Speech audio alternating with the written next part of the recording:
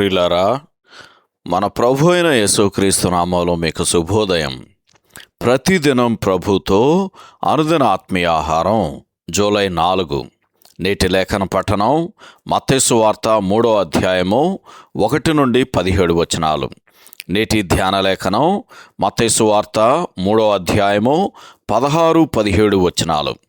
యేసు బాప్తిసం పొందిన వెంటనే నీళ్లలో నుండి ఒడ్డునకు వచ్చెను. ఇదిగో, ఆకాశము తెరవబడెను.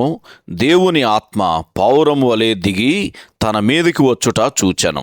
మరియు ఇదిగో, ఈయనే నా ప్రియ కుమారుడు, ఈయన యందు నేను ఆనందించుచున్నానని ఒక శబ్దము ఆకాశము నుండి వచ్చెను.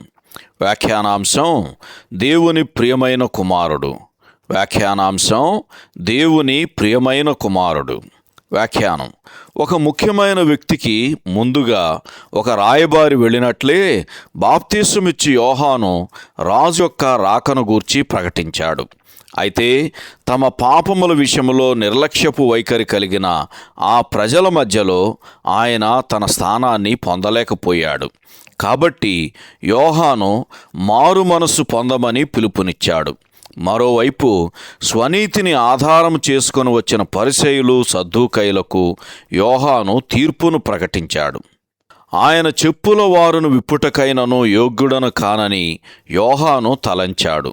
అటువంటి యోహాను దగ్గర బాప్తిస్మం తీసుకోవటానికి ఆయనే వచ్చినప్పుడు యోహాను అభ్యంతరపడటం మనం అర్థం చేసుకోగలం. మత్తయి సువార్తలో ప్రభు అయిన యేసు పలికిన "ఇప్పటికి కానిమ్ము" అను మొట్టమొదటి మాటలు 3వ అధ్యాయం 15వ వచనంలో వింటాం. మనుష్యునికి దుర్నీతిని జరిగించటం మాత్రమే తెలుసు.